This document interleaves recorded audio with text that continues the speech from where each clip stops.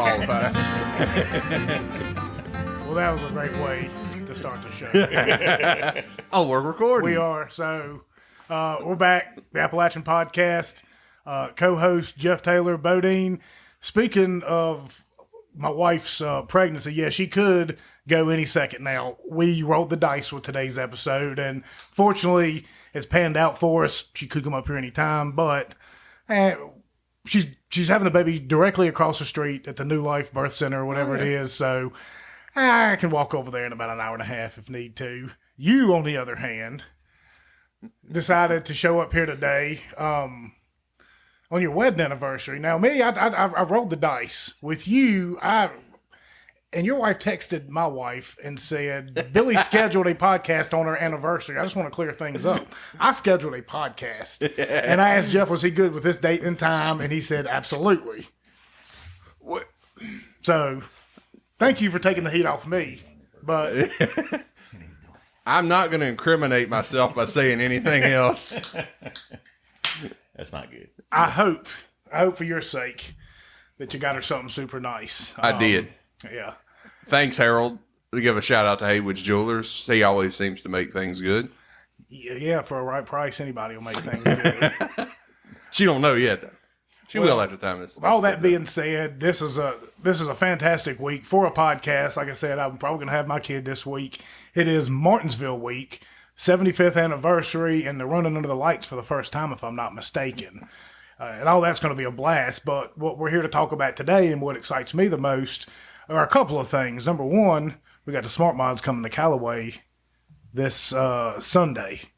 And, of course, our last episode with Langley, we kind of alluded to that. And part two of his show will probably come out maybe next week or the week after, because this week we're going to release this one tomorrow morning. And it's probably one of the most brilliant scheduling ideas. I don't know who we give credit to for that. Well, we might be able to give credit to our guest today, and most of you have listened to any of our episodes because he's managed to find his way on all of the most popular episodes we've done. I don't know why that correlation exists. I'm going to go ahead and give him the credit and say it's because he's quite the individual. But we've got Chris Williams back, director of the Smart Modified Tour. Chris, You lost half your fan base. They just left.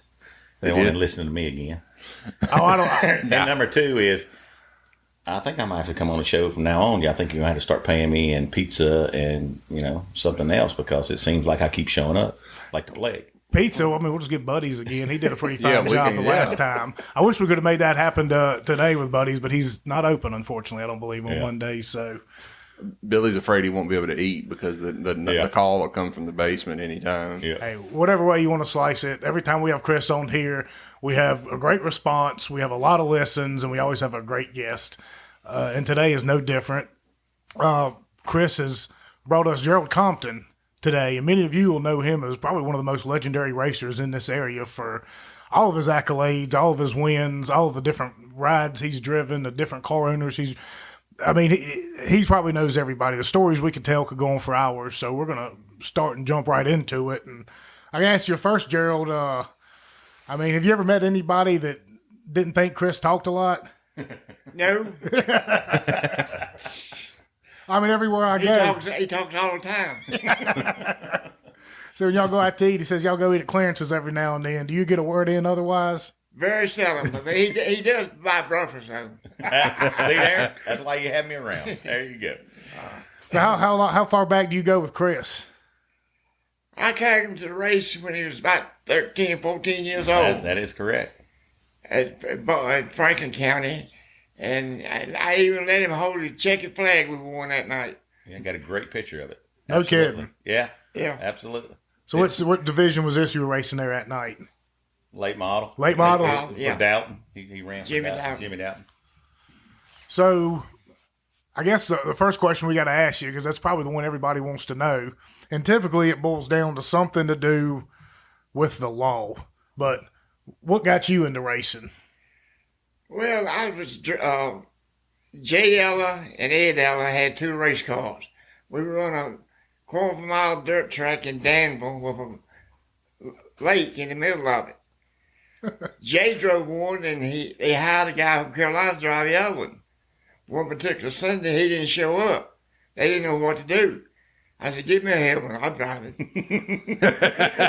Jay won the race, and I run third, and that was the start of it right there.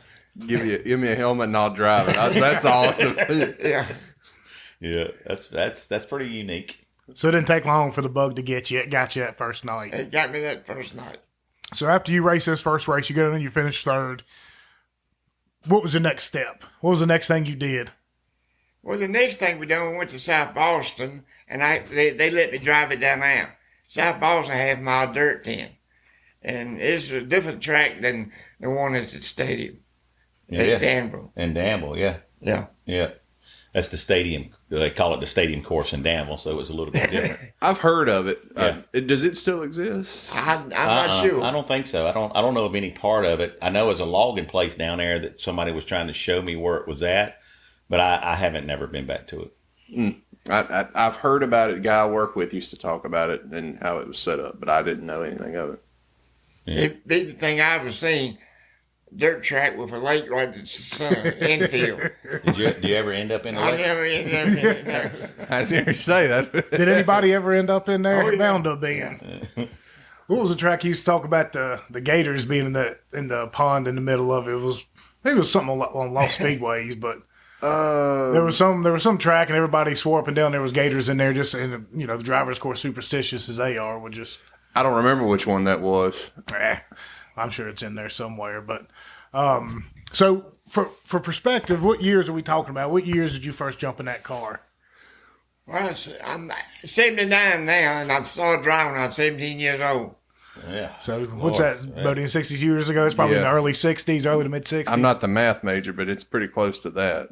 Yeah. So Gerald, you ran a lot of dirt too. I mean, I know you ran the old Franklin County track before it was moved over to where it's at and paved. And I know you ran Clarence a lot. I mean, I know at one time you won quite a few races in a row with Clarence, pretty much unbeatable, correct? I won the first race with Clarence when Callaway was dirt. Yeah. And the next year, I won the first race on asphalt for William Mason. Well, that's history right there. So the dirt track in Callaway didn't last very long. Wilton AG owned it. He asphalted out that first race. Huh. So you won the first one on dirt and the first one on asphalt at that place. Yeah, I know Mr. A.G., we've been trying to get him on the show. His kid, Steve, he's always bugging us to get him on here. And I said, Steve, you ain't got to bug us, man. We want him on here. We want to talk about that history. I mean, the surface alone, we just had a whole conversation about not too long ago. Yeah, because I guess it's the original surface. Yeah, wouldn't it? I believe so. I don't believe it's ever been repaved. It's never been repaved. That was odd. I was like, man, that thing had to have been repaved at least once, but it hadn't. So, and we come up with that trivia question. I believe we talked about it when we had Jimmy Hensley on, was who won the first race. And I believe Chris is the one that told us who won that first race. Yeah. I believe we had that conversation already. Yeah. Well, I don't reckon the place looks much different than it did the day it was opened up 50-some years ago. But, I mean, was there a lot of people who'd show up back in that first year? Was the place full? Oh, yeah. If you didn't get there at 6 o'clock, you couldn't get no seat. No kidding. No. They was coming from Winston-Salem, Greensboro, everywhere up there. So what were the crowds like back in? Were they pretty hostile and rough? No, Frank County had some deputies up there to control everything, but no, it never did get out of hand. So I guess that stereotype about Frank County get out of hand started coming around in the 70s and the 80s, I'm guessing. Well, I mean, we got to boozing it up, and people, the prior age group to us, they got a little rowdy in there. So, I was sitting here thinking about, I don't really remember having a whole lot of memories of that as a kid, of them being too rowdy. Now, on the racetrack, they really did get wild. Oh, yeah. Now, to me, I remember it always on the racetrack how wild they got. Now having said that, I remember a lot of people would get in fights up there in the stands. People would go up there to fight, but I mean, there's too much interest in racing going on to worry about that nonsense. Did you ever get into it with someone on the track at Franklin? I didn't remember anything.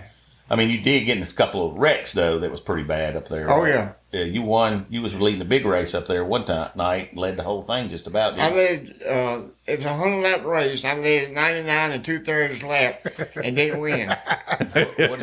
What did you hit? I hit tadpole right in the door. Another driver. He was crossways in the track. Yeah. Had it blocked, and it's fast up in the late model. Yeah. And when you ride number 3, you shove it wide open. It don't take just a second. And you didn't have spotters back then, neither, did you? No. You didn't know what a spotter was, did you? I knew what it was, but they couldn't afford the radio. That's a good point, too. Yeah. So, we talk about the 60s and the early 70s, and I know you raced up at Hillbilly's track, like 704 or whatever. I know you, like couple of years there, you won like 26 out of 30 events. That was in Clyde's car, right? Clarence's. Oh, that's right. It wasn't Clyde Barber. That was Clarence's. Clarence Pickering, yeah. And didn't you? The story goes, didn't you run Chubby Arrington's car up there one time against the bigger class? Well, I went up there one day for practice, and it had come a rain. Yeah. And of course, they done won the racetrack too. Well, they put up $300. Everybody qualify, and the winner take off 10 laps. Right. Well, I took Chubby's 6-cylinder and set it on pole.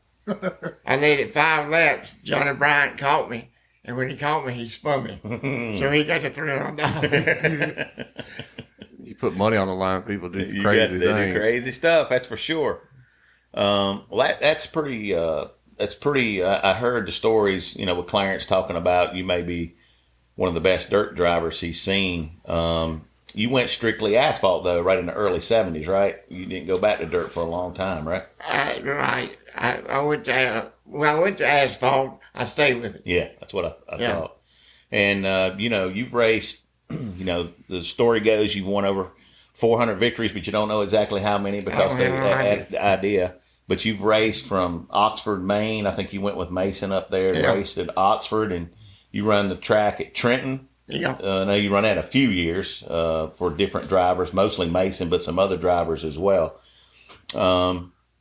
What'd you think about Trenton? Yeah, that was exactly what I was going to ask. Talking to They Satch. had a dog leg to the right. Yeah. You can run wide open. Yeah. But that's what, when Satch was here, they told him that, and he said, "I don't know about that." Roy Parker. Yeah. Roy Parker come up. He says, "Man," he says, "I can't get through that dog leg. How y'all getting through it?"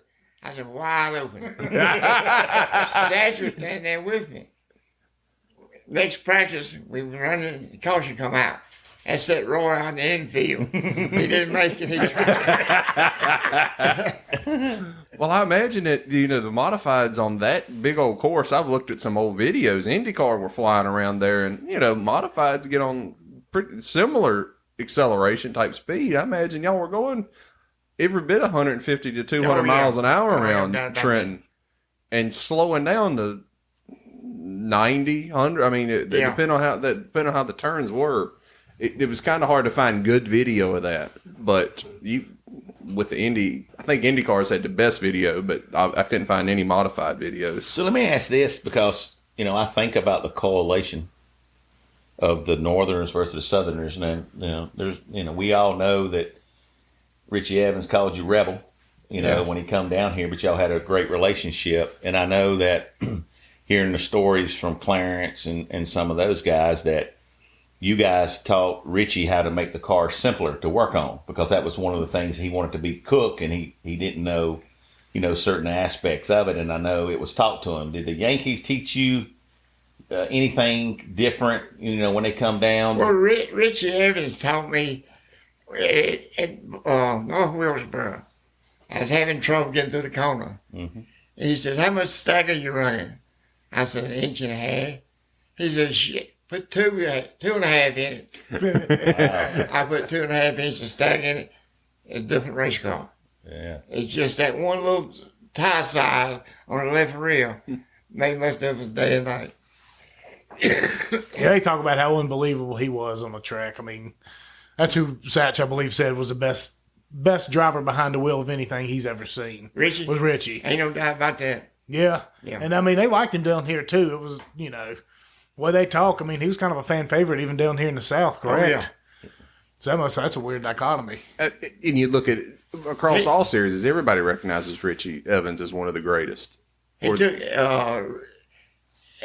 took it away from Bug Stevens.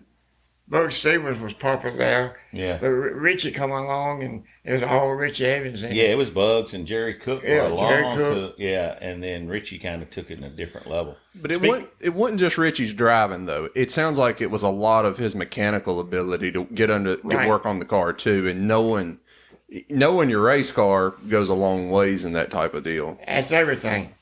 Yeah, absolutely. Speaking of Jerry Cook, I got to. So they come up here and run with y'all like the Saturday night after the 150 Isaiah races and stuff at Martinsville. They'd always come up to Franklin County. Right. I know y'all had a big race up there one night. I think you was driving for Flute Hudson, wasn't it? And That 00. you was winning it, but the caution come out, didn't it? Yeah. And what happened after that? Well, we had 5 laps to go after caution come out, and Cook was right on my bumper, on the caution. I said, I got to get rid of him somewhere. So I went down the backstretch. I looked over at the flagman. Getting ready to start back to green. Getting ready to start back because he done stuck up one finger. I looked in the mirror. As soon as Cook looked left. Cook was looking left. I hauled freight. I got about 6 colleagues and kept it that way for the last time. He told me later, he said, you snuck at me. Yeah. I said, how'd I do that? He says, you know what you're doing. I said, no, I don't do that. It's his job to be paying attention. He don't need to be paying attention to you. Yeah, that's pretty unique. I mean, because just to watch, the older guys, talk about, the interaction when they come down here to Martinsville, and I get to spend a little time with Cook. I was with him at Robert Yates's race shop, the engine shop, a couple months ago, and I brought that story up, and he said, yeah, he snookered me. He's an old rebel guy. So that's the reason I brought it up, because it was kind of funny that he still remembered it. What's the race that got away from you? You always remember the ones you win, the big ones you won, and you've won some big ones. Your biggest race, what do you think your biggest race was? A 350 lapper at Bowman Race Stadium. Yeah, 350 lappers. Good Lord. That's a lot of laps. That's a lot of laps. Them boys wear out at 200 these days. We have run 400 laps down there. We run 400 laps when I'm driving for Clarence Pickle. So, and I'm curious, because I'm not real familiar with modified fuel cell sizes or what they were then, but they're at least 21 gallons, I would be guessing. Well, now it's 22. Is it 22 now? Yeah, we actually had a car run out this week at South Boston. Really? Yeah, so it's the longest race we've ran in the modified series, 2 hours and 20 minutes. We had 4 red flags, believe it or not. It was kind of crazy. But, I found out today that they didn't fill it up, but nobody else ran out. But it's 22 gallons. They only put 16 in it. Yeah. But, 22 is what they're running now. Them gas prices are getting high. And what makes me think of it is, you got to be able to, even then you had to be able to come in, pit, service a car. It's a lot like racing today is. And what time frame was that? 74, right? When you won the 350? Yeah. 74, 350 laps. And it ain't much to the pits at Bowman Gray. It's just like that. It's just amazing to think about it. How many gallons was your fuel cell back then, you think? How many gallons of fuel did you have back then? Well, we had to stop get fuel. I know, but was it 12 gallons, 14 gallons, 15 gallons? Oh, I don't know how much they put in. You don't care, whatever. They put enough in for me to finish. I know that. They had 22 in the tank and about 4 in the roll bars. Y'all didn't do nothing like that, did you? No. Yeah. We weren't that educated. We weren't that educated. Stop. So that's the biggest one. So I said it a few minutes ago. So what's the one that got away? What's the race that you wanted to win, or you ran well but you just couldn't finish it off? What was that? Oh, I don't know how many you talking about. Every one you ever drove? Yeah, that's funny. Yeah, I ask that question to a lot of different people and get a lot of different answers. You ran late model sportsman as well. I know you won the championship at Franklin County in the 91. Yeah. I know you won Kingsport. You ran the 64 as well. Was there any other sportsman cars that you ran, or was that basically the 2 that you ran? See, the 91, the Harbor Boys. The Harbor Boys. 64. The 64, yeah. Hey, we run 64 in it. Yeah. And did Vaden run the 91? Own the 91 then? Or was it... Now, Jamie Vaden, yeah. he bought the old car that Harold Martin used to have. Oh, yeah. Yeah. And Harold run that 91 for a while, didn't he? Yeah. And then he bought it from him, and you won a championship. Right. Yeah, that's pretty impressive. Well, if he's running Sportsman in 91 up in Callaway, then we definitely got to watch you We run did. because that's the first years my old man started taking us up there. That was back in the Yep. Rodney Cundiff and the McGuire brothers and all Yeah. them used to run the late model. That's when it started getting a little rough. That's back when we up in started. there. Yeah. That's when we started as kids going there. Yeah. 6-pack. Yeah. Yeah. He's gone now. He could put on a show. Oh, yeah. He could put on a show. I really wanted to actually get some of them old boys in here and kind of do like a tribute show about him. Just get a lot of people to That'd be tell a cool stories. idea. Tell stories about him because at least in our time frame, when up there, he was the biggest thing up there, I guess, because he was that quite a little bit younger, but everybody knew him. And with the car counts they would have up there, and the guys coming in from out of Yeah. town, you know how it was with local tracks. So Six Pack was our local hero, and then people would come in from other places in New River and places to try to beat him, and that was kind of the way. Like, who's coming into town to beat Six Pack, and they'd get a jump on him. So that was. I got in a little trouble with one of the car owners up there one night after the race. And the guy that I was arguing with really got some wrenches. 6-pack walked up behind him and said, "What are you going to do with them damn wrenches?" He said, "Got them." He said, "Now, if you want them, I'll give them to you."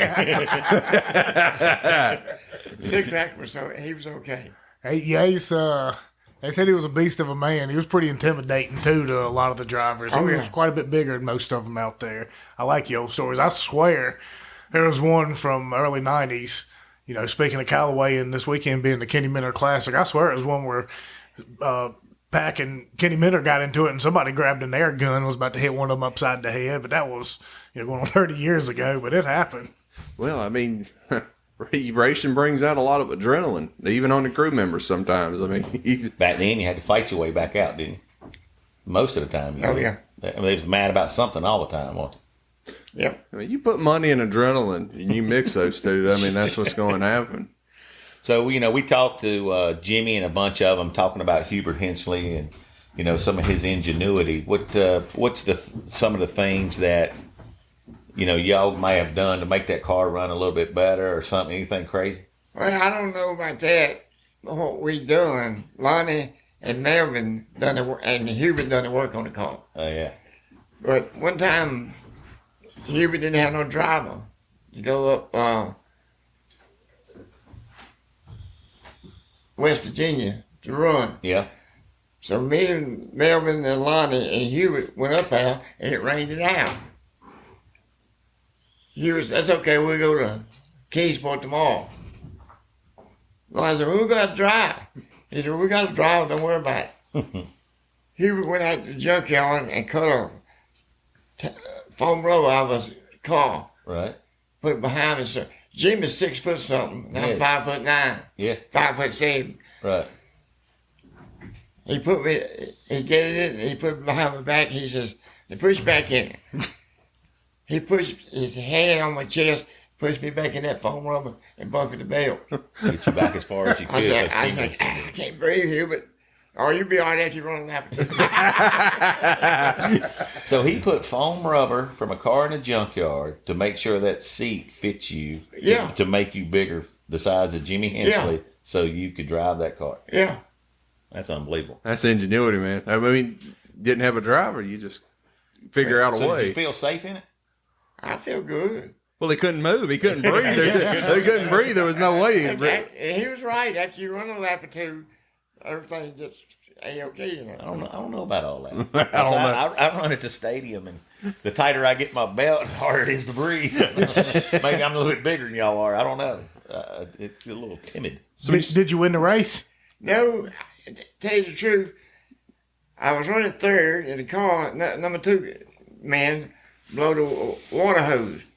So I spun up high, but I got by him. I fell back to 10th. Lonnie, after the race started, he come out there with like 14.2. That's how many seconds the leader had on me. I look at getting 2 or 3 laps, 11.4, 8 point something. Come on down, and you reckon he had the error. There he is. And I pulled up beside that guy, one of them what was them brothers, bro? I don't know. I have to think about it in a minute. Yeah, going. But yeah, I pulled up beside him, taking lead, and it blew. Oh. What happened? It broke a rod, and the cap hit the oil pan, and all come out, just smoke and everything. I cut it off because it didn't destroy the engine. Right. Pulled it in. He said, "What's wrong?" I said, "I don't know. Smoke got all in here." Lloyd looked up on it. He said, "Crank it." I cranked it, cut it off. The rod had nicked the oil pan just enough to split it. And that made the oil come out black flag. Passing the daggone leader. And I was, Jimmy's 6 foot something, and I'm 5'7". Was it? Did the rod cap come loose? No, the cap stayed on the crankshaft. Yeah. But when the rod broke, okay. It left enough that when you went around, it hit the oil pan. Okay. That's crazy. I was gonna say, I was like, don't tell me he's gonna take the oil pan off, pull the rod out, pull the piston rod out, and set him on back. We run them pink rods back, call them pink rods. Pig rods. Pink rods. That's before my time. I don't even know what that is. That was some Chevrolet put out. Yeah, I don't doubt that. So you said West Virginia. Is that the West Virginia track that was on Lost Speedways? That was, I don't remember the name of it. I don't know if you watched the episode of Lost Speedways where they had the big old hillside. The hillside behind the track wasn't owned by the track. Yeah, I remember. I don't know if that was that one. You ran Kingsport up there, and you ran something else. What was that other track? I don't know what the name of the track was. I know which one you're talking about. The creek it goes through the center. Yeah, I know which one you're talking about. I don't know if that's it or not. He would remember the creek going through the center of it, probably. Did it have a creek that ran through that track? I don't think so. Okay, that's a different one. Yeah. Well, it's wild here, and it kind of goes back to the first time we ever had Chris on. We named that show The Racing Files because it really is like him sitting there. It's like opening up a Mac computer for the first time and seeing about 100 different folders right there. You're opening up, and every time you open up a folder, there's 100 more in there. And I mean, Chris, he can, his knowledge with all this kind of stuff. So he's sitting there, and as he's talking and asking these questions, all of a sudden, all these questions and things that inquire me, things that I get curious about, they start popping in my head. And I kind of want to, I mean, we have to get a Whitey Taylor story in there somewhere if we're talking about Franklin County. And I know you're one of the kings of Franklin County, so there's got to be a couple good ones in there for you. So if you sitting around the table telling the best Whitey story you can tell, which one is that going to be? Oh, I don't have no idea now. you got me there. Is it too many to be able to Too many.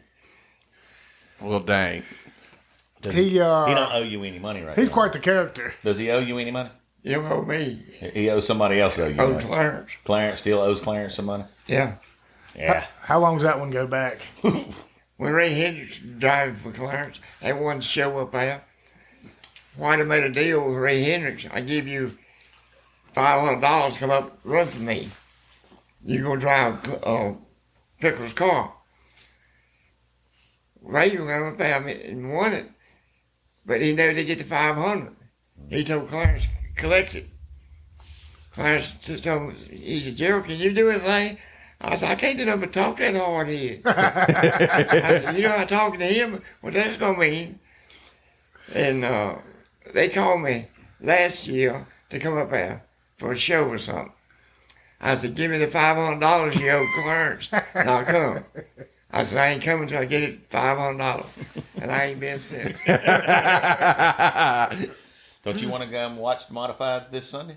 If he give me $500, Yeah, man, it's hard pressed. I mean, what is it for you? I mean, if you could sum Callaway, Franklin County Speedway up in a sentence or two, I mean, how would you put it? It's ideal racetrack. Ideal racetrack for the racer. Now, the racers has to put up with the promoter. That's the biggest problem we have anywhere. Oh, yeah, every track. Oh, yeah. It just happens to be a little bit more unique at Franklin County than most. You got more than you wanted in Franklin County. Yeah, it's a pretty fast racetrack.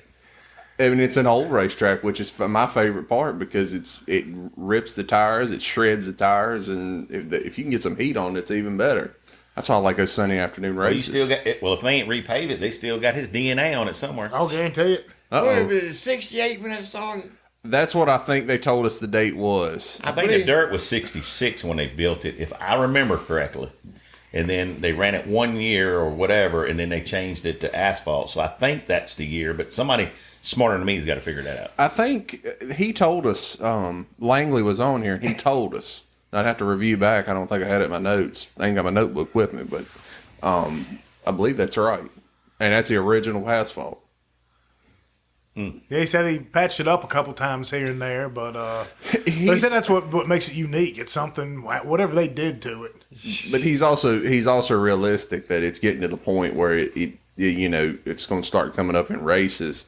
If it starts coming up during a race, it's hard to fix. Well, we talked yesterday, and I know they're doing some stuff this week to help the modifieds because we kind of tore some of it up last time, and so he has a plan for it. But I mean, hopefully, with what we're working on in the Senate with the Heritage Bill and a few other things, I know there's some prominent politicians and delegates coming this week, and hopefully they can see what kind of racing's put on. The story with Priest. We talked about that already. Yep. Priest said it was, what are we doing here? And in the first lap he made, he, comes in and says, oh my God, this track is awesome. And everybody, even from up north, if I mention it, I'm going to the Spring Sizzler on the 23rd and, just telling a few people where I'm from and, that race with us. And I mentioned Franklin County and everybody has a story about, the old racing there and the modifieds because, it's kind of, the stable down here is Bowman Gray and Franklin County. Yeah, if you think about the modified world, and they like you need to start running modifieds on Friday night and Bowman Gray on Saturday night. And I'm like, I don't think I got enough cars. To be perfectly honest with you, there's not enough. Not right now. Not now. But who's not to say If you give them an area if you build it, they'll come. And if you got the sponsors that are able to fund it and the people that are coming out to watch it, it's certainly possible because the short track revolution that's happening now started a couple years ago. I think we're just getting started. Yeah. I've been saying it. My buddy's been telling me about. It started with the Cars Tour. I know it's an opposing series to you. Not really. But I talk to those guys a lot. I learn a lot from Jack and those guys. And as a tour, I don't think you should ever oppose a promoter should oppose any of them because they're all in it for the same reason. They're trying to have an entertainment and put on a show and keep that legacy of that track or that series or that car alive. And it's no different than the platform that we're trying to do. So I learn a lot from all of them, and Cars has done a really good job with what they've done. They started hitting on something though, and they have caused this Mid-Atlantic short track revolution, in my opinion. And people haven't been seeing it. My buddy, but 4 or 5 years ago, said you're going to start seeing it, and he was right. And now we're starting to see it because the smart mods are getting I think they're the second one to come up and really start coming on because of it, because everybody's talking about it. You have a heck of a car count. Yeah. I'm looking forward. Now, go ahead, Gerald. Go ahead, Joe. What made Franklin County is that we had so many local modified drivers here around home. Yeah. You got Satch Worley, Joe Thurman, Paul Radford. You got everybody. I mean, everybody knew everybody. Yeah. And that's the reason they went up there. See who's going to do who this week. Yeah. I agree with that. I've said all along, and I've said it in a lot of podcasts, within a 50-mile radius of this area is some of the greatest race car drivers ever. If you go outside to 75 to 100, you could probably catch them all. I mean, I'm not talking from up north. I'm talking about in the south. Oh, yeah. And it's unbelievable of the talent that was here. And, the car builders, it didn't matter, Harold or, it didn't matter. The car builders was phenomenal. Tom Compton and, all those guys. I mean, they were geniuses in what they were doing. And, they were doing it with stuff that wasn't made for a race car. I mean, let's be honest. 100%. Yeah. And so... And Gerald says it right. I mean, when you think about the Johnny Bryants and the drivers, the Billy Hensleys and the Jimmy Hensleys and, all of them that strapped in those race cars, I mean, you it's like everything else. It's like your sporting venues. There's people that didn't like you and there's people that liked you. Sometimes it was because of the way clean you race, sometimes because how hard you race, and sometimes it was because you was just from their area. And it was pretty fun. I remember growing up and coming up here in the 70s into Franklin County, and I would sit in the back of my aunt's Corvette. Everybody says, sit in the back. There is no window. I laid in the back to come up here. Margaret and my mom, we would come up here and watch the races. And, I remember seeing cars that I was fascinated by. I mean, back then it was a mix of coupes and coaches, and other gremlins started coming in. And so we had a variety of different cars. And, when the cars cranked back then, it thundered. And it still does today. And it is nothing like them. And the smell of the fuel. And then generally, if you got against somebody, you was spun out. But when you wrecked, you seen damage. When the late models wrecked, you might see the front fender bent up, but you didn't see the tire hanging off or whatever the case may be. And the cars were so low to the ground, you would generally see sparks. So all that is, entertainment, visual, but also everything else that's going on. And so I gravitated towards it, and it was a fun time to be at Franklin County. I can tell you that. I think those fun times are coming back personally. Yeah, I really do. Well, they are. I think they're already here. I think, and I do, and and we need that personal connection. Everything is just like Gerald just said. What made Franklin County great was so many people racing here that they knew. I've said all along, in any form of racing, it's that personal connection to the driver, being able to understand and really root for them. And know who they are makes it all the world a difference. And it makes every bit of difference. When the fans come, they know the guys and they know something about them. It makes every bit of difference. And having that connection, and now we're able to use the internet to do that in healthy ways to be able to advertise the series. Back in the day, a lot of people knew everybody because they literally knew them.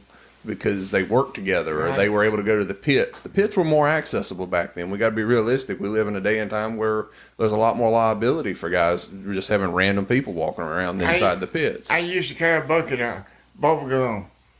You buy a bucket, great big bucket, give it to the kids after the race, and I announce it. You come down to car 8, already Chevrolet 8, you get free bubble gum. You did that all the way up into 91 too, didn't you? Yeah.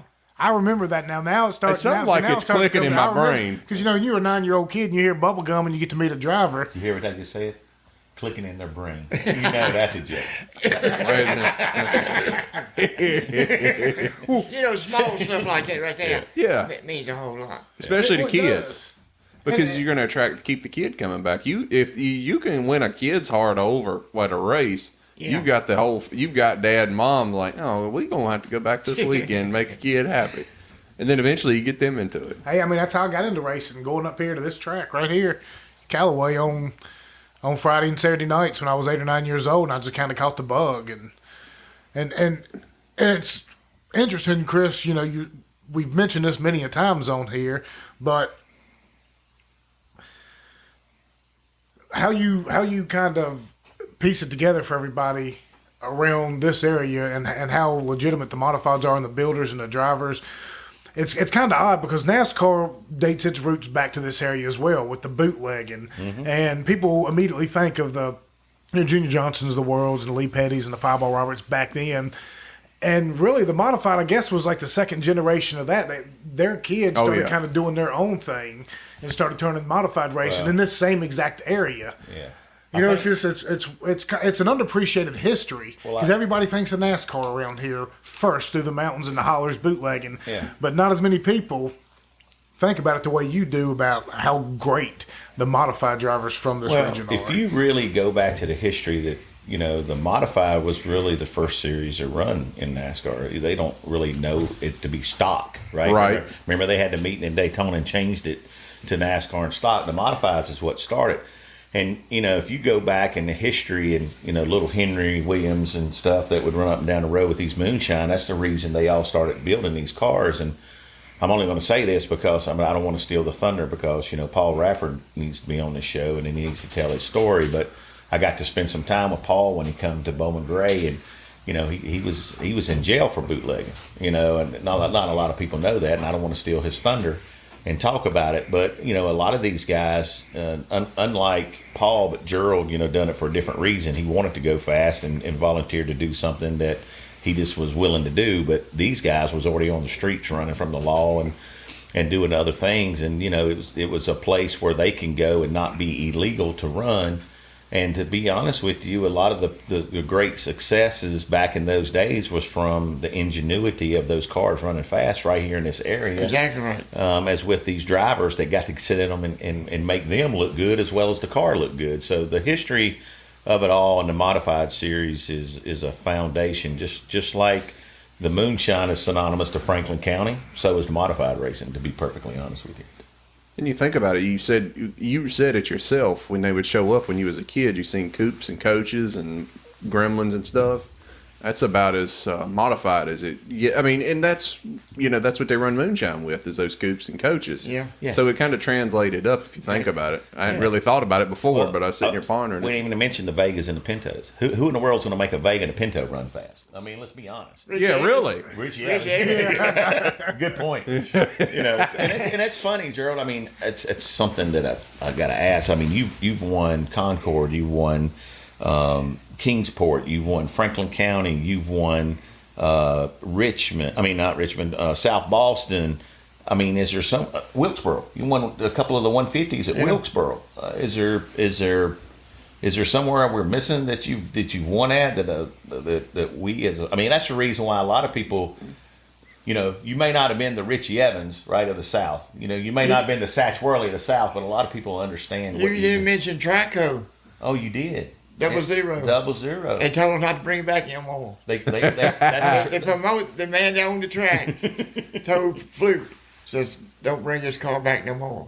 Fluke says, why? He says, it ain't no show. That's words he said, it ain't no show. So don't bring it back. So that's when you won 14 in a row with That's Fluke. one of them, yeah. What track was this at? Huh? Trico, North Carolina. It's Tri-County. They called it Trico, but wasn't it? Where was it at? What town was it in? Not Lewis. You got to go through Danville. Yeah, I know. Exactly right. Like Orange County. Roxborough. Okay. Yeah. But back then it was Trico. It wasn't Orange County Speedway. Well, see, me, I'd advise the promoter. I'd have done something different. I'd have made him start in the pits with all four tires laying all over. I'd have said, you can race, but you're going to be sitting down here. We're going to lay all the four tires out here, and we're going to give you we're going to give you the 4-way lug wrench. If you can come back and win, we're going to pay you an extra $500. Yeah, I know. I collect a lot of old pictures. A lot of people don't know, but I really get into the history of what's around. And I know you won. I know you won some qualifying races at Martinsville. I don't think you ever won the 250. But I seen a picture of you and Satch. I actually sent it to Betty. Satch had that big old afro he wore for like 2 years. I got that picture. But you and Satch won. Y'all both won that day in the heat races, which is a pretty good picture. And Clay Campbell was giving it to you. I sent it to Betty, which was pretty unique. But yeah, I think about the different tracks that all the modifieds used to run on, and hopefully we get to kind of run as many as we can. I mean, people don't realize how many racetracks is in North Carolina and South Carolina and Virginia that you have an opportunity to run on. And I think we're trying to branch out to some of those in the Smart Tour. But when they run back then, how many times did y'all run a week? What's the most you ever ran in 1 week? 3. 3 nights. I mean, see, that's the now I'm not sure that we could do it because we had a pretty interesting race in South Boston, caught quite a wreck, which they might not make Franklin County because of parts and other things. And so I don't know if our time. That you can run 3 or 4 nights, and we may have a little surprise coming in a week or two to announce in June and July. I won't get into that, but we're going to try to do something a little similar. So I was thinking about the picture I seen from South Boston. I imagine they're still getting these cars were stacked on top of each other under the flag stand. Yeah. The whole field was in, and there JB was waving the yellow flag. I'm like, JB, I think they're stopped. Yeah, they even stopped before they got there because there was nowhere for them to go. But I seen the picture. I was like, that's the one thing about a quick racetrack. Gerald mentioned it, when he hit Tadpole, but people don't realize that some of these tracks are so fast in these modifieds, and the way the turns are banked. You ain't going to stop that quick. And people don't realize South Boston is a really, really fast racetrack. Oh, yeah. I mean, fast. And when the 4 got sideways in the front of the field, it was, those 5 or 6 never had a chance. And, the Flemings, they've had tough luck, and they've had 2 bad races in a row. And, Luke's a really good driver. And, of course, Frank and Chris has all the knowledge in the world to build one. But they've had tough luck. They're not coming to Franklin County because of it. I mean, it tore up a lot than we didn't see. But, that's the problem these days. Jimmy said it. Gerald's talked about it. Back then you could buy that car from the showroom and get all the parts in the world. Nowadays, I mean, you got to have parts to fit the car. It just don't work that way. And I know some drivers that's made some parts that's tried to make it work, but it's difficult to find it. And fixing them in 2 to 3 days is just not reality anymore. No, and that's a terrible situation they're going to run into because it's going to hurt your car count, but it's not going to stop them because they're going to be right back as soon as they can get it. Oh yeah, absolutely. And I was it's something else about that race at South Boston I was going to ask you about, and I done forgot. But probably something to do with JB. I was probably giving him a hard time. I can't tell what it was. Yeah, and that's the cool thing. I will say, honoring these guys that strapped into these things, and opening the files as you talked about earlier. The history that these guys did back then to strap in these race cars is unparalleled to anything else. And just to see them compete, and the safety back then. I mean, they were jet pilots. They were people that was just unbelievable. And just to see them strap into these things and different tracks and stuff with the safety they have. I mean, I respect them so much, and I just want to give these guys an opportunity to tell their stories because they're unbelievable. And we want to hear them. Yeah. Well, and the thing is too is the people you have brought on here, and of course Satch really kind of kicked this whole thing off for him coming on here. We're able to tie a lot of these stories together as well. Yeah, we're able to, like, a lot of these guys, they're coming from the same tracks, the same weekends and stuff, and different stories are jogging different memories, and you're just constantly recording it and saving it and being able to talk about it years later. And that's the coolest part about all this is being able to sit here and, we had Satch on here, and I wanted to talk about him with you because, of course, he's what, your brother-in-law, right? Satch? Yeah. Yeah. So, I mean, y'all had to have had some kind of friendly little rivalries going on over the years. Very little. Really? Yeah. Y'all didn't even jab each other? Because me, I can't go 5 minutes without giving Bodine hell. Yeah, I we're can't hard do it. on each other. So you can't tell me y'all never get a little skirmish on the track, never bump or race to a win. You get it. But it wasn't bad. I mean, we never did have nothing real bad. No, on Sunday you still sat down and ate dinner together, but I bet y'all got hot at each other on the track a couple times. Yeah. So who, I mean, I know you said Richie's about the best you've ever ran against. Down south, who's the best you ever ran against? Satch by far? Satch. Yeah. Yeah, I pull for him. I mean. And he's driving for a good guy too, Mason. Oh, yeah. Yeah. He had a race car, and he done a job. He drove it like it ought to be drove. Yeah. That's what a lot of people said. They said he's probably one of the best wheelmen around anywhere. And it's wild to have. It's all amazing. I just think about all these memories that just flash back through my head because I know what I was going to say about South Boston is where these cars, the way they are, so much stagger. And when you slam on brakes, that whole thing just comes right on. It can come right on around with you. That's how they pile up so quick. Yeah. If you've ever, I think somebody told me, I can't remember who it was, it's kind of like running a go-kart. I mean, they're so short a wheelbase. Yeah. They'll move when you turn the wheel. And if you jerk or hit the brake, I mean, it'll move with you because the car is prone to drive left anyway. You know what I'm saying? It's prone to go left. And so, it's fast, it's unique, it'll do whatever you want it to do, and it takes very little time to do it. You know what I'm saying? So, I mean, they're fun to drive. I don't know. Is it the best thing you ever drove? You like running a modified more than anything else? Yep. Is it just because of the power or car control? Yeah. So, and Chris will know the answer to this question, and Billy's going to think I'm crazy, but because you and me both race on iRacing a lot, how much does that modified compare in iRacing to the real thing? Because, and here is my consensus, it's different between other cars and iRacing. You don't have in the modifieds, when you let off the throttle, that thing falls on its nose. I mean, it's like the compression holds it back. You don't even have to brake it a lot. Yeah. And it has a ton of steer, and it darts a lot. Yeah. I mean, is that really a real feel as it comes over to, how does it translate to real life?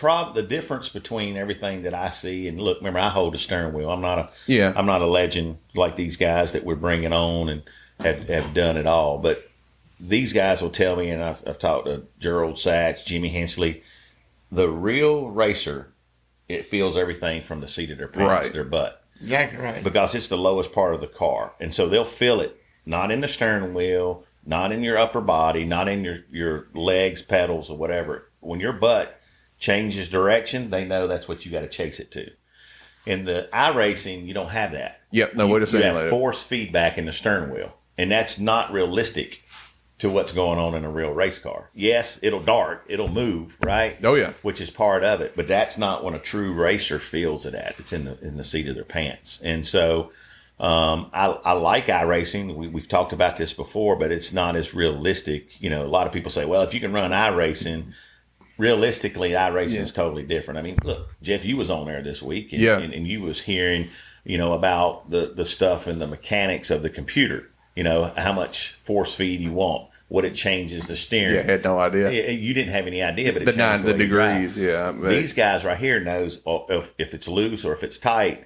Is it going to be fixed with stagger? Is it going to be fixed and tucking the front wheel? Is it going to be with the valence? Is it going to be with, all this other stuff in the front of the car? You know what I'm saying?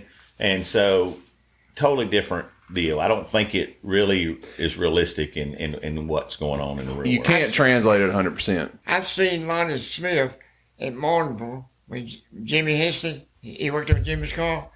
Pulled Jimmy in and changed the right rear shock. That's the whole thing he done.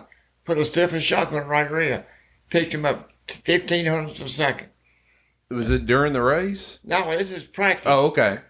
I mean, he was clocking him and watching him. Pulled him in, changed the right rear shock. Put a stiffer shock on him. 1,500. That's crazy, ain't it? Just little things. Yeah. It's a small thing. And now they come in and they just turn a dial. Yeah. And so, it's... They cheat now. Yeah, it's a different type of cheating.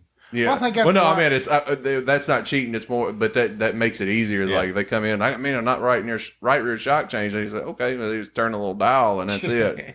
Yeah. Like, man, that's no fun. You used to have to. I mean, back then but was it coilover shocks? Yeah. So if it was coilover shocks, you got to bring in, record the ride height. You got to jack it up, pull the shock out, that's a lot of work just to swap the shock out. Then it's got to go all the way back together. You got to change the wedge and then make it all set back at that same ride height to get it back where it was. And now I do it with a click. That's a big difference. A lot of difference. It's a big difference.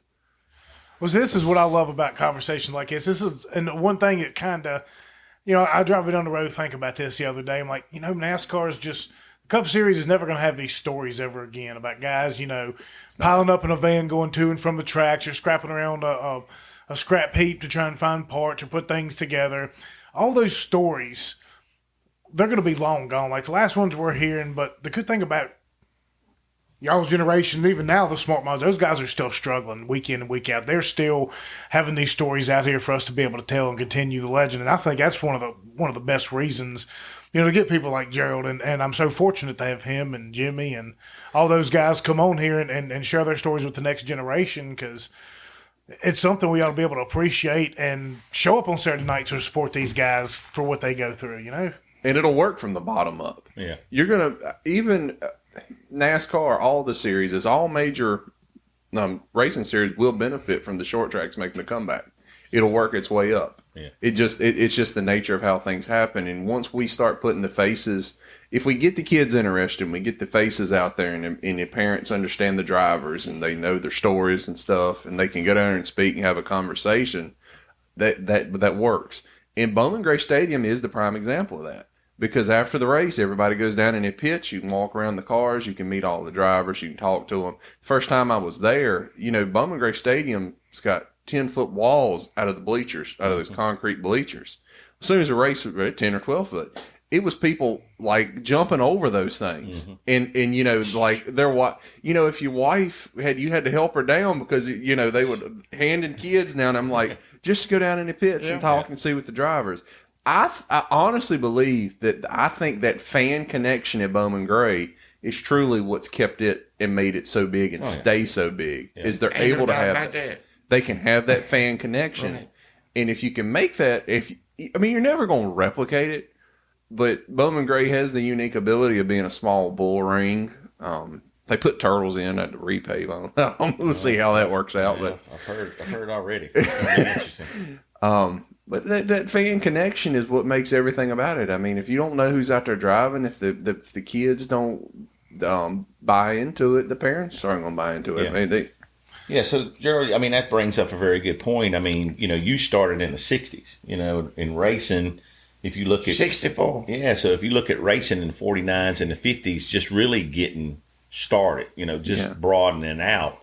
And, you know, you was kind of one of the pioneers, you know, racing. But who was the guy that kind of helped you along if you needed to go talk to another racer or something? Was there somebody that you kind of collated with that would maybe help you there? I was with Billy Hensley. Oh, Billy was good. Man, Billy was good. Billy was real good. He was good.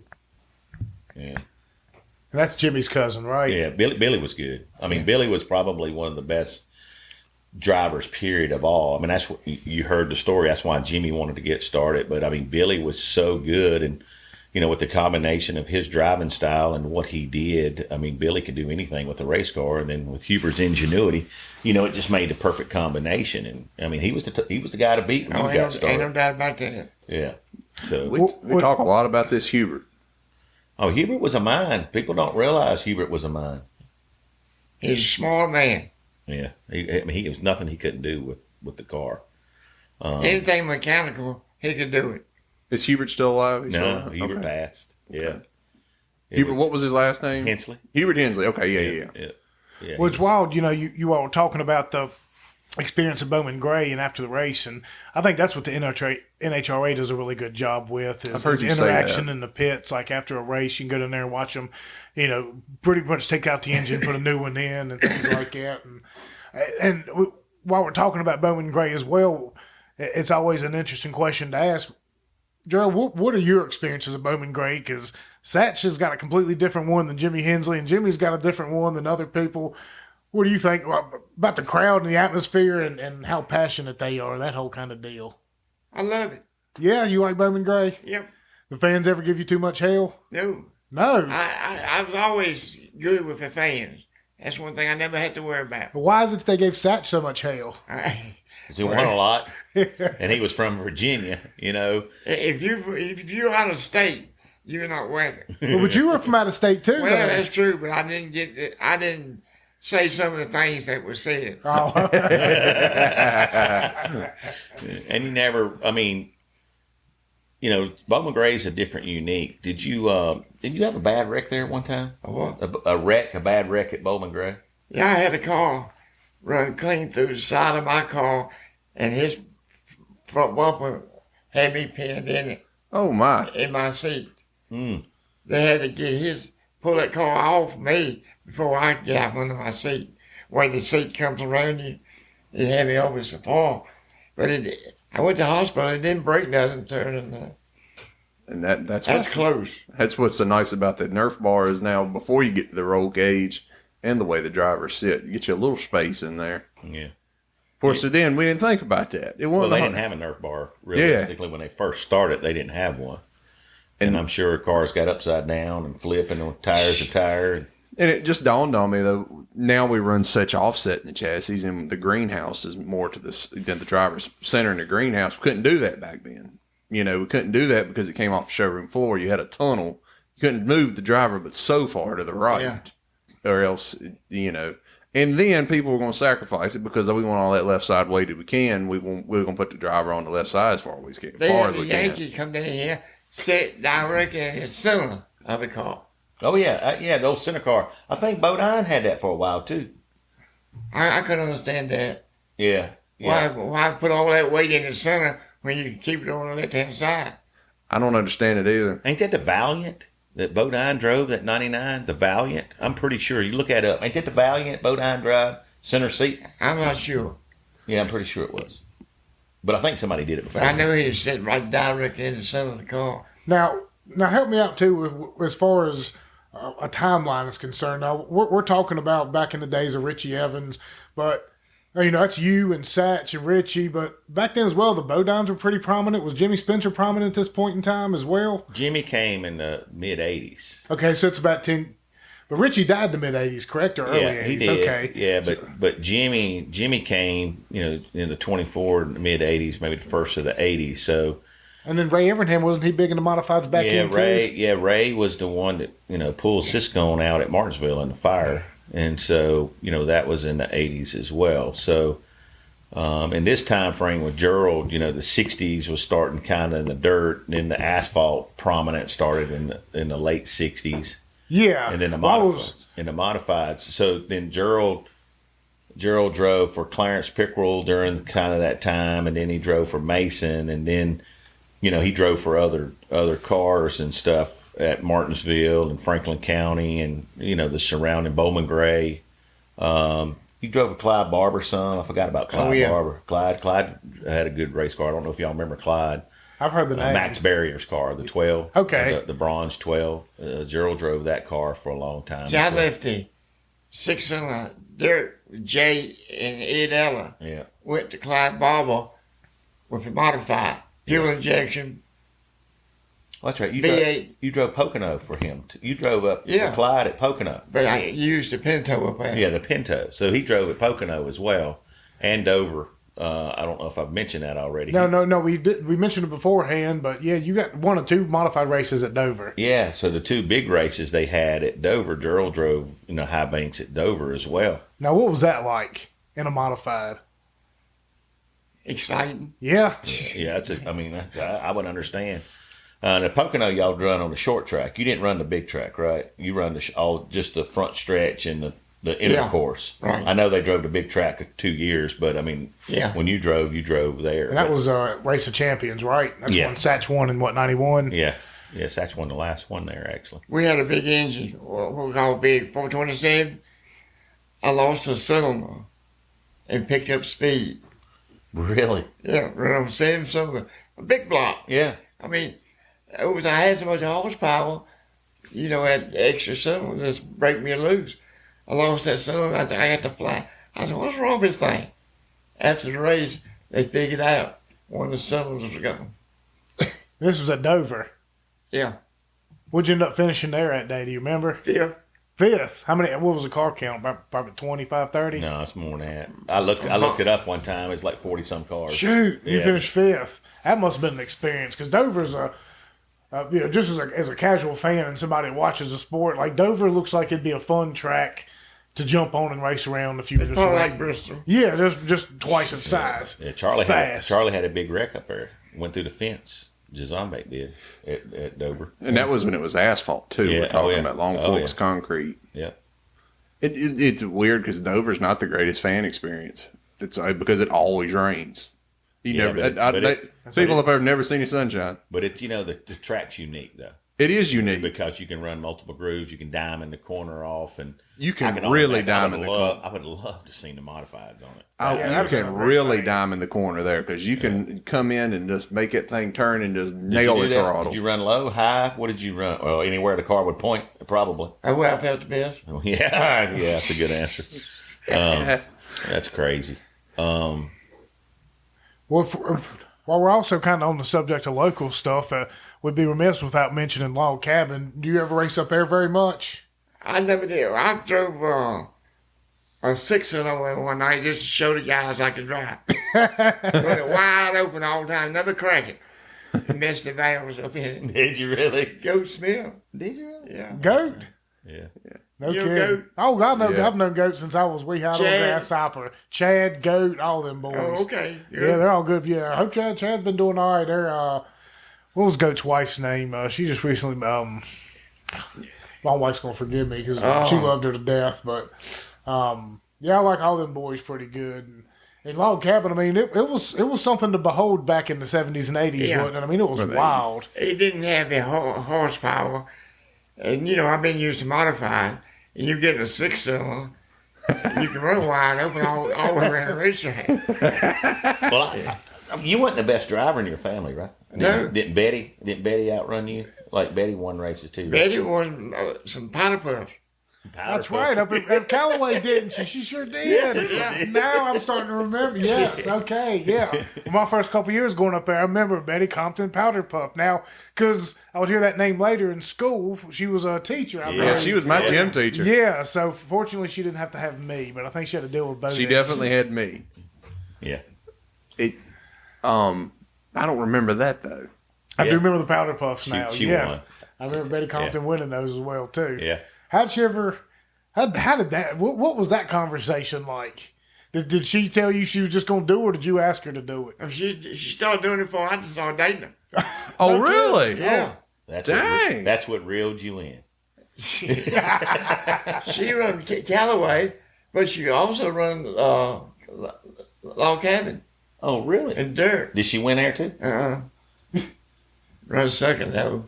Well, that's disappointing. I'm going to have to get on her about that. How long you and Betty been married? 46 years. Okay. So it was, okay. Poor Betty. Yeah. So That's still some cool story. I was trying to think. I was putting age and time frames together in my head. So, in your opinion, Richie Evans probably the greatest to ever sit behind the wheel of anything. I think so. And you think Satch is right up there as well as the Yeah. South is concerned. Well, for you, what was your favorite track to ever go to? The one you always look forward to going and racing no matter what? Callaway. Well, let's take Callaway. That's an obvious. Let's take Callaway off the board. If Callaway wasn't it, what would be your second favorite? No. Y'all run modified than that. South Boston. Caraway. Caraway. Yeah, we went there a few weeks ago. You like Caraway? Yeah. It seems like it's a pretty fast track. I would say Caraway may translate a little bit in similarities to Callaway. Maybe. A little bit. It's not as steep, and the corners are a little bit tighter at Caraway. It's not as round as Callaway. But Caraway is a unique individual racetrack. It's fun. The drivers seem to like it. Yeah. It is a popular one. Yeah. So going back to Betty, I just thought of something. So you got into it one night with somebody at the racetrack, and didn't Betty go home behind you or something, and she didn't come home? Didn't something happen? Y'all thought something may have happened to her? Well, it was a mix up in the pits. Right. I rode with the race car out Right. to Joe's garage. Yeah, Joe's garage. Yeah. Waiting on Betty. Yeah. She never come. I told Bob, I said, we got to go back. Something happened. We went backtrack, and she done wreck. Hit that tree. Yeah. She wrecked coming back, but they had a confrontation on the racetrack, and they thought something may have happened to her. Oh, somebody done I chased thought her. somebody had bumped her. Yeah, so they went back because she didn't show up on Oh. time. But yeah. Well, hey, I mean, there's a good reason to come back either way, and you still turned around and ended up finding her. That's pretty wild. Yeah. Yeah. Yeah, but you can tell the mindset of what's happening, going on, and not showing up. Yeah. A deputy, she was off the road pretty good ways. I went running down through there. The deputy stepped out in front of me and said, "Whoa!" I hit him in the chest, flipped him over. I seen him about 3 weeks after that. He said, "You remember me?" I said, "No, I haven't seen you before." He said, "It was dark, but you rolled me down that makeup over Callaway when your wife wrecked that car." I said, "I'm sorry." Yeah. You were overtaken with emotion and adrenaline there, too. I mean, Oh, yeah. Well, shoot, if you've been around Franklin County my whole life, you probably knew who my grandpa was. Don Riddle. He used to be a state trooper around here. Oh, I know Don real good. Ain't too many people ain't got a story about him. It's either they knew him and liked him well, or they ran from him and they got a good story about it. But I like Don. yeah, I did. everybody's always said he was a pretty fair guy. Yeah. He he used to chase the best of them, and I always wanted him to have real cool stories about pulling over bootleggers and stuff. And I heard one time he got Junior Johnson, and I was hoping it was going to be some crazy story about chasing him through Ferrum, and he was like, "No, I just got him for like expired stickers and plates at Martinsville Racetrack or something." So I tried to always hope he had a better one than that, but Yeah, I've always had good stories, but I said he's always a fair guy, and everybody seemed to like him. So I got a curiosity question for you, Chris, because you touched on a little bit earlier that there's, hopefully some money could be headed towards Callaway, depending, if we can get the right people's attention. If we were to take a track like Callaway and repave it, how do we keep that? How do we keep what it's got? Because we know the asphalt, it loses something. When you repave, I mean, it'll come back. Yeah. But I'm just curious, insider thoughts, or if we can keep it. I mean, you wouldn't change the configuration of banking any, but look, I don't own the racetrack, but I travel across the United States and looking at the different unique facilities that we have, and Franklin County is unique. It's one of, and it was for a long time. It's the halfest 3/8 ever. You know what I'm saying, and probably still is to a certain extent, but. Right now everything's being polished. If you go around these other racetracks, it's new seating, it's a bar area, it's a restaurant, it's a lookout, it's hospitality. And those things, when you bring your kid to the track, or you bring, you have to have Wi-Fi, you have to have attention, because these kids nowadays don't have the attention span to sit there for 2 hours and watch what's going on at the racetrack just because it's not there. And so, hopefully, when the Heritage Trail continues to grow, that we don't forget these legendary tracks that need attention. And if we can help them, and that's the kind of narrative the local businesses in Virginia, with Senator Stanley, if we can help them, we don't want to take the configuration away. But if it does need new track that was tore up, that's something that we're going to have to do to keep the heritage of the racetrack going. Because if we don't fix it, it's going to continue to get worse and worse and worse, and then you're going to have nothing. Right? That's my worry. Yeah. Did you ever go to North Wilkesboro? I have been to North Wilkesboro. Yeah. Yeah, I've been there. I've never been there to a race. We went and visited when I was a kid. Actually, me and him went together. They caught me and Billy Henson going down the backstretch 168 miles an hour. Oh, good Lord. Yeah. In a Modified. And that's uphill. Yeah. What was you going down the front stretch? 170 something? Yeah, the front stretch is uphill. The back stretch is uphill. The front stretch is downhill. You couldn't tell it in a race car. Yeah. Who? You won in the 41 there, right? Yeah. Who owned that at that time? You remember? Gary Nelson. Gary Nelson. Yeah. Is that the same Gary Nelson from NASCAR? No. Okay. I think Gary helped. Who did he help out? He helped. He's out. I mean, I think I know exactly who you're talking about. Hedgecock bought him out, right? Didn't Hedgecock do something with him for a while? Or well, Hedgecock started driving the car after I got out of it. Yeah. And I was driving Hayes Jewelers' car. Right. That is Callaway. Yeah, the 07. Yeah. Yeah. All right. I was behind him. He went in the corner. He slowed up too much. I hit him. Knocked his hand off the steering wheel on the switch. Cut the switch off. Oh, dang. I turned left the whole day. They didn't think you did that on purpose, did they? No. He needs to get out of the way. He told me, he said, you know what? How you passed me? I said, I know what happened to you. He said, when you hit me, my hand left the steering wheel and hit the switch, cut me off. I thought I said, what are you doing for the switch up there anyway? Yeah, good point. That's foolish. Yeah. My way of thinking.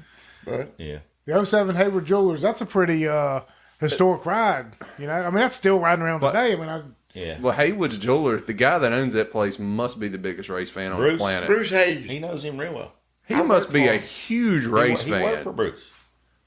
That's awesome. Big time. Bruce is a big race fan. Yeah. And Bruce has a lot of good relationships in the NASCAR world. I know him and Earnhardt was good friends. And his boy Zach is okay, too. Yeah, T. Wayne Robertson was good friends with Bruce. Really? Bruce been around. Oh, yeah, absolutely. And when you go to Bowman Gray, you see Hayes Jewelers on everything. Yeah. Well, he's a huge race fan, and he likes to give back. He's like Todd is at Jerry Hunt Super Center.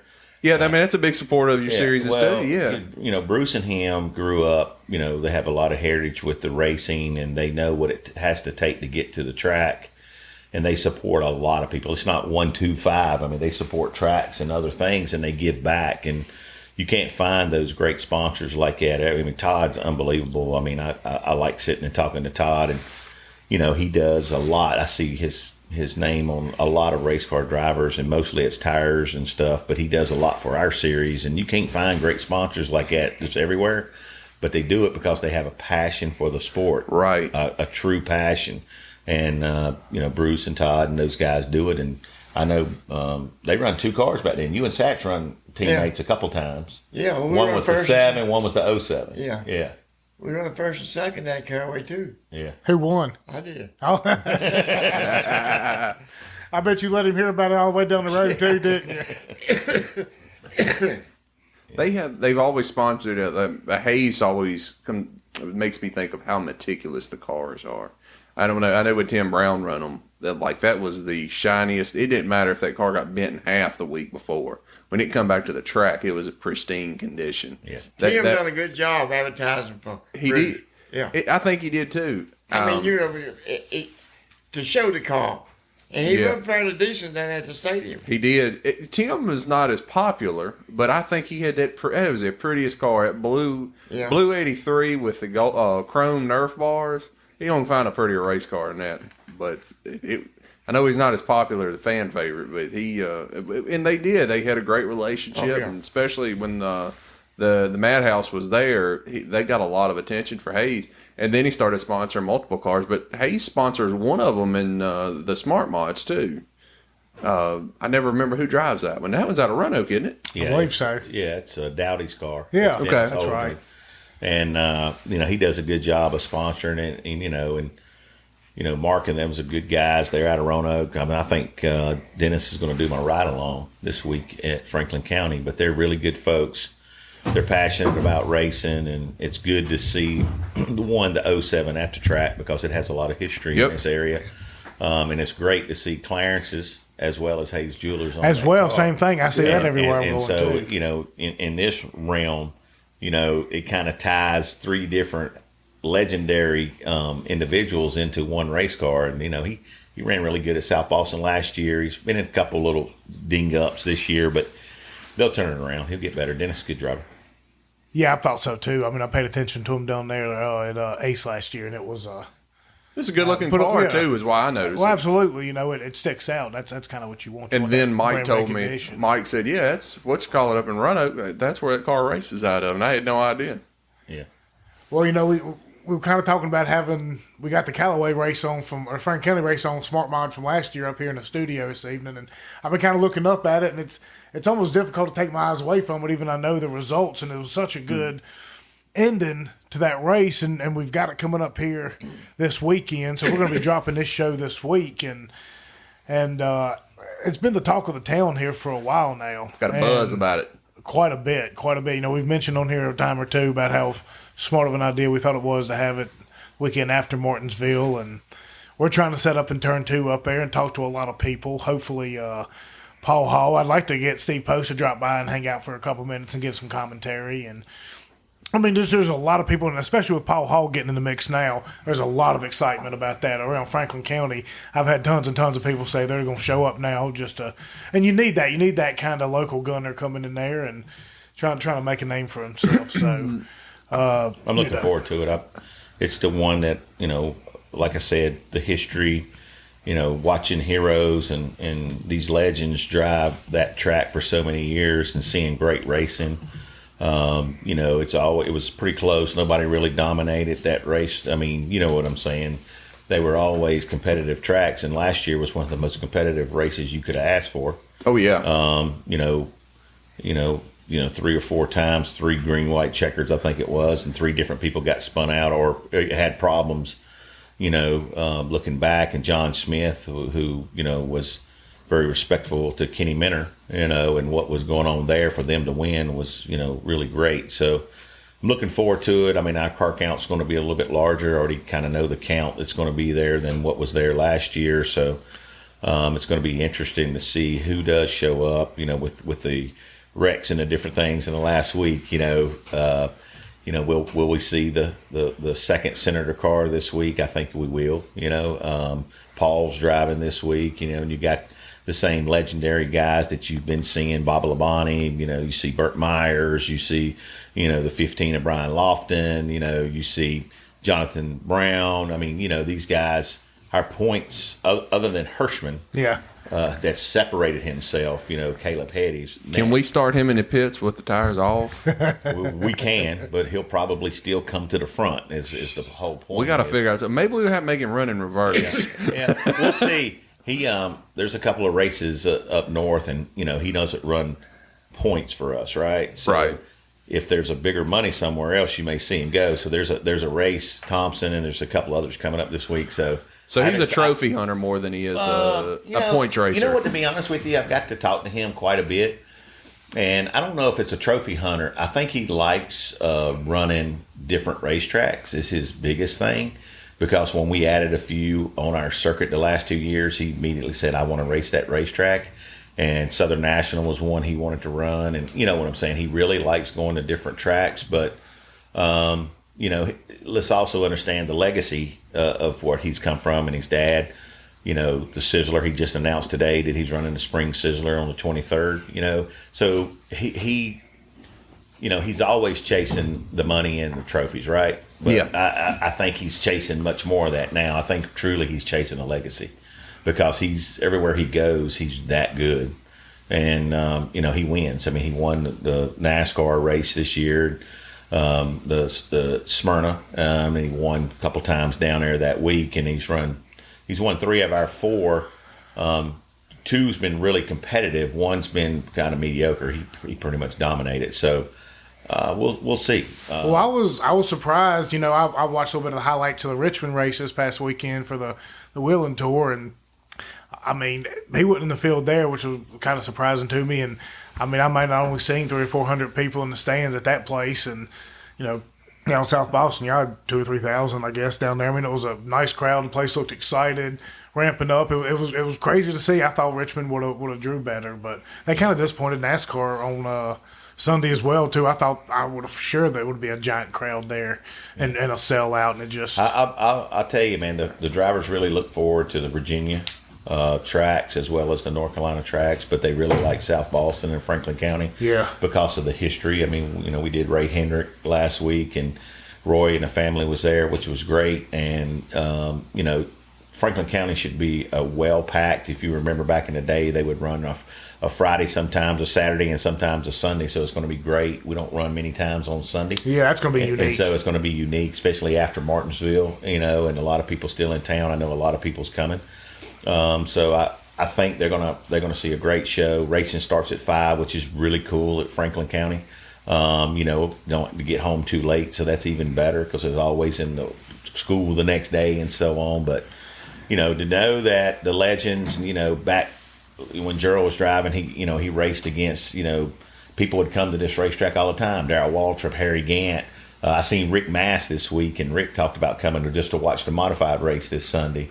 Rick was at South Boston. All right, there. And so we'll have to find him. We're going to have to run him down if he's at the track this weekend. But they remember Franklin County because they drove there. And, it's just a stalemate in the South because it was so fast, and they all have great stories, what's going on. And it's going to be a fun race. Well, see, now we got to get Rick on here now for the rubber match, essentially, because he gave his side of the story on the junior download, and then Langley gave Whitey's side of the story on the podcast we had last week about that big $25,000. You remember that, Gerald? When Rick Mast won I guess he'd won 2 races in a row, and they said if you could win 3 races in a row, you win $25,000. And Rick Mast came down and won the first 2, and I guess he ended up winning the third one, according to Rick, on that show. But the way Langley tells it is actually in the third race, they claim that Whitey had Paul Radford, right? Go out there and wreck him. Had to go out there and wreck Rick Mass. Like Whitey. So apparently they gave Rick a 4th race to do it. If he won it, then he would get it. And I don't know if he paid the full $25,000, but he said it was about half of it in 5s and 1s. He'd take up there about once a month and give it to Rick Mass. They ever put a bounty on you up there when you was winning all the time? No, I was a good guy. Okay. You ain't never wrecked nobody? Who was it that said you wrecked him? Y'all got into it on the last lap. That was y'all was out there arguing and carrying on the straightaway. Was it Begley? Barry Begley? Could have been. Yeah, y'all was arguing one night. You beat him on the last turn, and he was trying to blame you for wrecking him, and you never touched him. Or something of that nature. Something of that nature, yeah. You might have hit him, right? Could have.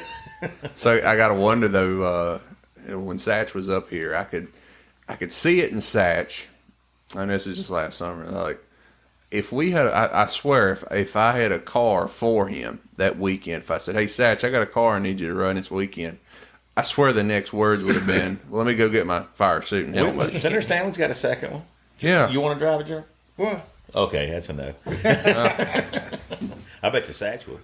I bet you Satch would too. I'm gonna call him. Let's call it. Let's call him. I ain't calling. No, we're gonna break a room around here that was like Satch going. Yeah. Well, it's been it's been a good time, and to be able to sit here with you, Gerald, we sincerely appreciate your time and your stories and your history. We're glad to be able to share it. And I'm hoping at some point in time here in the near future, maybe Chris can wrangle all y'all up in one giant setting, and y'all can bounce stories off each other. Maybe we can get in there and record it and let other people hear it. Cause you ain't mad at nobody, are you? Huh? You still ain't mad at nobody, are you? But I can't put everybody in the same room yet. I already know that. All right, so this weekend, this show's going to be out here tomorrow, Tuesday. We're going to drop it immediately. Come out and see the Smart Mods. I think they're having like an autograph session or something on the front stretch. 340. 340, yeah. Get it down there. Burt Myers, Bobby Labonte, Paul Hall. Get your pictures taken, autographs, kiss your baby, anything you want. Get on in there. I guess we're going to get there kind of early. So Bert's bringing a new car to the track. It's a Tesla. He's going to run an electric car. No, he's not. It will not pass. But I'm looking at the weather. The weather's supposed to be 61, sunny, nice Sunday afternoon. So we're going to have a good afternoon for racing. I said it last year that you was going to see a great event. And I'm telling you, Franklin County Modifieds, you're going to see a great event. I think we are. It's going to be a hell of a time. It's going to be a party for us. The Paul Hall section will be somewhere. Maybe we'll have it around Turn 2, wherever Langley has us set up. We're going to have a tent, hopefully, so come out there and find us. We'll be there super early. We want to get some of the modified, some of the drivers on there. There's a chance Ryan Woods might drop by, Steve Post. We got a lot of great people. Hopefully Chris will stop by. Maybe we can talk to the senator, and, he can come on and talk about the Heritage Trail a little bit. But it's an exciting week for racing in this area. I'm looking forward to it, man. Hopefully my son will be here by then. Hopefully boating will be out of the doghouse Sunday. We'll be there. And what's going to happen if a water breaks Sunday morning? I don't know. He's going to be at the hospital having a baby. There's no contingency plan for that in place. And he's going to be crying for happiness and sadness at the same time. And hopefully at some point in time, we'll talk about the Billy holds grudges. rumors. Billy holds grudges, so he'll hold it against his own son. He'll be 13 years old, and he'll be thinking about that weekend. You should have stayed in there one more day. He's trying to ease something out of me of rumors. I know what he's trying to do. I am. I have to because boating, as you know, this is the reason we had to split Langley's episode up into two. Yeah. So look. At the end of the day, we're continuing to try to drive entertainment value with the tour. We're trying to get more sponsors involved, and we're trying to be honest with you, do things that hadn't been done in a while. And we have some ideas, and we've talked to Langley, and we've talked to the senator, and we've talked to ones, and so let's just say this: that we're really close to making an announcement in the next week or so, and we think it's going to be fun, and people are going to enjoy it. I know what it is. It's going to be a street race in downtown Rocky Mount. Okay, maybe not. we could get away with those things before Facebook and everything. Yeah. Well, on top of that, I'm going to say the one thing I would love to see from all of this, the best idea I think I came up with today, is at some point in time, I would love to see a Smart Mod and Cars Tour collaboration when we weekend at the track. You want to talk about filling the place up to see the two best up-and-coming series share the same track. I know a lot of times what you want to do, you want to go away from each other so you both get that night, and that this is how racing is. But every now and then, when you bring it all together, it makes it for one sweet weekend that everybody talks about. You put up a big enough purse, it'll happen. and finding sponsors to do that. But I'm hoping. We're just bouncing ideas right now. I'm hoping something like that'll happen in the near future. But aside from that, I'm super excited about the Smart Mods coming to Franklin County as many times as they possibly can. Yeah. Because we're going to promote the hell out of it. We're going to be up here on Sunday. We're looking forward to it. Keep tabs. Listen to this episode. Who knows? We're going to try and talk to somebody about getting some tickets to give away for some. Maybe we'll do like some trivia questions or something. Come up here, bring your family, hang out with us. We'll point you in the right direction. Bodine, Chris Williams, Gerald, we certainly appreciate your time and thank you so much for coming in here and sharing your stories. Hopefully we can get you up again here soon. If everybody can't be in a room, maybe we'll just put plexiglass in between y'all, like in the hockey penalty box, so y'all don't get to. Are they bulletproof? Yeah. We'll have to get back with you on that. Appreciate it, guys. Thank you all so much again, Chris, Gerald, Bodine. See Thank you you next for your time. time. Enjoyed it.